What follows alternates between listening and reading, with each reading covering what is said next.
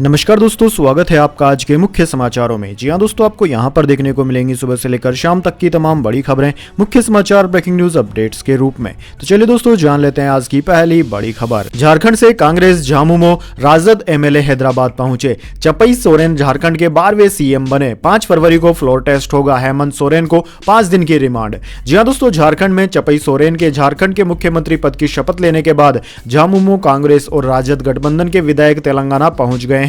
रांची से chartered flight से विधायक हैदराबाद पहुंचे। इन्हें हैदराबाद के लियोनिया रिसोर्ट में ठहराया गया। उधर दोस्तों, झारखंड के राज्यपाल सीपी राधाकृष्णन ने शुक्रवार दोपहर 12:30 बजे चंपई सोरेन को झारखंड के 12वें सीएम के तौर पर शपथ दिलाई। चंपई के साथ कांग्रेस के आलमगीर आलम और राजद के सत्यानंद भोक्ता ने मंत्री पद की शपथ ली। नई सरकार 5 फरवरी को बहुमत साबित करेगी। वहीं दोस्तों, अगली खबर। खड़गे बोले अब की बार 400 पार। हंस पड़े मोदी। डीके सुरेश के अलग देश बनाने के बयान पर कहा, देश तोड़ने की बात स्वीकार नहीं।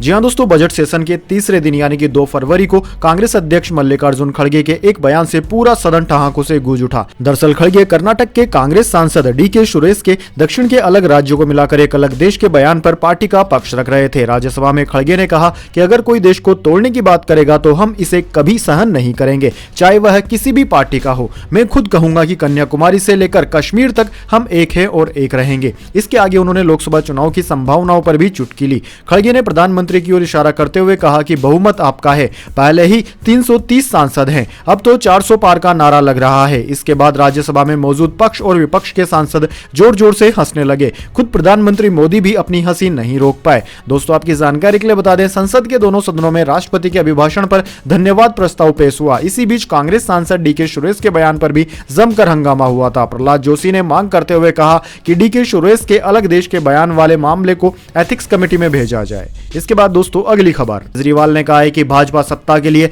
देश को भी बेच सकती है। चंडीगढ़ मेयर जैसे छोटे चुनाव में गड़बड़ी की, लोकसभा में पता नहीं क्या करेंगे। जी हां दोस्तों, दिल्ली में शुक्रवार को आम आदमी पार्टी और भाजपा कार्यकर्ताओं ने एक दूसरे के खिलाफ प्रदर्शन किया। आम आदमी पार्टी ने चंडीगढ़ मेयर चुनाव में धांधली का आरोप लगाते हुए भाजपा कार्यालय को घेरने का प्रयास किया। वहीं भाजपा कार्यकर्ताओं ने शराब घोटाले को लेकर आम आदमी पार्टी के ऑफिस के आगे प्रदर्शन किया। ईडी ने शराब घोटाले में पूछताछ के लिए अरविंद केजरीवाल को 5वां समन जारी किया था। आज उन्हें बुलाया गया था, लेकिन वे नहीं आए। केजरीवाल पंजाब के सीएम भगवंत मान और हरियाणा के पार्टी नेताओं के साथ भाजपा के खिलाफ प्रदर्शन में शामिल हुए। केजरीवाल ने कहा कि चंडीगढ़ में हमारी पार्टी का मेयर बने या बीजेपी का, हमें फर्क नहीं पड़ता। पार्टियां आती जाती रहती है, लेकिन देश के साथ खिलवाड़ नहीं होना चाहिए। भाजपा ने चुनाव के साथ खिलवाड़ करना शुरू कर दिया है। इसके बाद दोस्तों, अगली खबर। दरअसल दोस्तों, दूसरे टेस्ट का पहला दिन यशस्वी के नाम रहा। जायसवाल 179 पर नाबाद। टीम इंडिया का स्कोर 336, 6 विकेट के नुकसान पर शोएब बशीर को 2 विकेट मिले। जी हां दोस्तों, भारत इंग्लैंड के बीच में 5 मैचों की टेस्ट सीरीज के दूसरे मैच का पहला दिन भारतीय ओपनर यशस्वी जायसवाल के नाम रहा। उन्होंने टेस्ट करियर का दूसरा शतक जमाया। जायसवाल की पारी के दम पर भारतीय टीम ने शुक्रवार को पहली पारी में 6 विकेट पर 336 रन बना लिए। जायसवाल 179 रन पर नाबाद हैं, जबकि रविंद्रचंद अश्विन 5 रन पर नॉट आउट है। विशाखापट्टनम के वाईएस राज चंद्रशेखर रेड्डी क्रिकेट स्टेडियम में भारतीय टीम ने टॉस जीतकर बल्लेबाजी करने का फैसला किया था, लेकिन ओपनिंग करने उतरे भारतीय कप्तान इस फैसले को सही साबित नहीं कर सके और 40 रन के टीम के स्कोर पर 14 रन बनाकर आउट हो गए। उन्हें डेब्यूटेंट बॉलर शोएब बशीर ने ओली पोप के हाथों कैच आउट करवाया। इसके बाद दोस्तों, अगली खबर। हिम्मत है तो बनारस में बीजेपी को हराओ, इतना घमंड क्यों? कांग्रेस पर ममता का तीखा प्रहार। जी हां दोस्तों, पश्चिम बंगाल की मुख्यमंत्री ममता बनर्जी ने कांग्रेस पर निशाना साधा है। उन्होंने कहा है कि मुझे समझ नहीं आता कि कांग्रेस पार्टी को इतना अहंकार किस बात का है। पश्चिम बंगाल के मुर्शिदाबाद में एक जनसभा को वह संबोधित कर रही थी। इस दौरान उन्होंने कांग्रेस पर जमकर हमला बोला। उन्होंने कहा कि मुझे लगता है कि कांग्रेस 300 में से 40 सीट भी नहीं जीत पाएगी। कांग्रेस पार्टी पहले जहां जहां जीतती थी, अब वहां भी हारती जा रही है। अगर कांग्रेस में हिम्मत है तो वह बनारस में बीजेपी को हराकर दिखाए। उन्होंने कहा कि कांग्रेस की भारत जोड़ो न्याय यात्रा बंगाल आई थी, लेकिन मुझे बताया तक नहीं गया। हम इंडिया गठबंधन में हैं, लेकिन इसके बावजूद मुझे इसकी जानकारी नहीं दी गई। मुझे प्रशासन से इसके बारे में पता चला। इसके बाद दोस्तों, अगली बड़ी अपडेट। पेटीएम का शेयर 2 दिन में 40% टूटा। सेंसेक्स 440 अंक बढ़कर 72,085 पर बंद। आईटी और बैंकिंग शेयर्स चढ़े। जी हां दोस्तों, शेयर बाजार में शुक्रवार को तेजी देखने को मिली। सेंसेक्स 440 अंक की तेजी के साथ 72,085 के स्तर पर बंद हुआ। वहीं दोस्तों, निफ्टी में भी 156 अंकों की तेजी रही। ये 21,853 के स्तर पर बंद हुआ। सेंसेक्स के 30 शेयरों में से 20 में तेजी और 10 में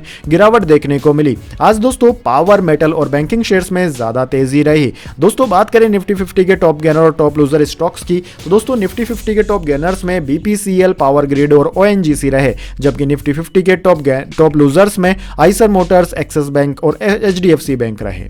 इसके बाद दोस्तों अगली खबर, इजराइल को ब्रिटेन देगा सबसे बड़ा झटका, फिलिस्तीन को दे सकता है स्वतंत्र देश के रूप में मान्यता।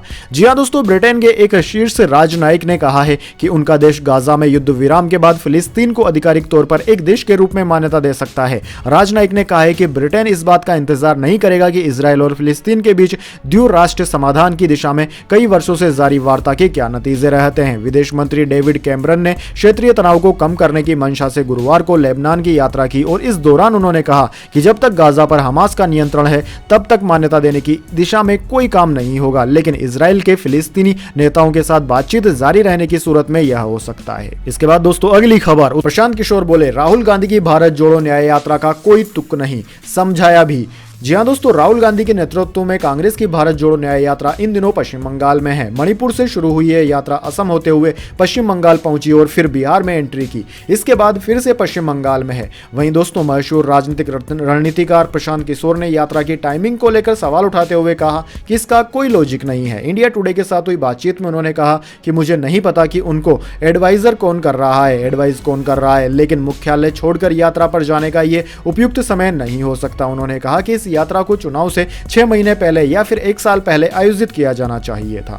इसके बाद दोस्तों अगली बड़ी खबर, उत्तराखंड सरकार को यूसीसी कमेटी का ड्राफ्ट मिला। इसे कल कैबिनेट में रखा जाएगा। 5 से 6 फरवरी को विधानसभा में पेश होगा। जी हां दोस्तों, समान नागरिक संहिता कानून यूसीसी के लिए बनाई गई एक्सपर्ट कमेटी ने अपनी फाइनल ड्राफ्ट रिपोर्ट उत्तराखंड सरकार को सौंप दी है। शुक्रवार को देहरादून में सीएम आवास में कमेटी की चेयरपर्सन रंजना प्रकाश देसाई ने रिपोर्ट मुख्यमंत्री पुष्कर सिंह धामी को सौंपी। मुख्यमंत्री ने कहा कि रिपोर्ट कल यानी कि 3 फरवरी को होने वाली कैबिनेट बैठक में लाई जाएगी। कैबिनेट की मोहर के बाद यूसीसी के ड्राफ्ट को विधानसभा में पेश किया जाएगा, जिसके लिए 5 फरवरी से विशेष सत्र बुलाया गया है। विधानसभा के विशेष सत्र के दूसरे दिन यानी कि 6 फरवरी को ड्राफ्ट विधानसभा के पटल पर विधेयक के रूप में रखा जाएगा। फिर सत्ता पक्ष और विपक्ष यूसीसी ड्राफ्ट पर चर्चा करेंगे। सीएम धामी ने कहा कि हम ड्राफ्ट का लंबे समय से इंतजार कर रहे थे, अब कमेटी की रिपोर्ट मिलने के बाद हम आगे बढ़ेंगे। इसके बाद दोस्तों अगली बड़ी खबर, तंगहाल पाकिस्तान मालदीव की आर्थिक मदद करेगा। भारत की तरफ से मदद में कटौती हुई तो पाकिस्तान बोला मालदीव को हमारा सपोर्ट है।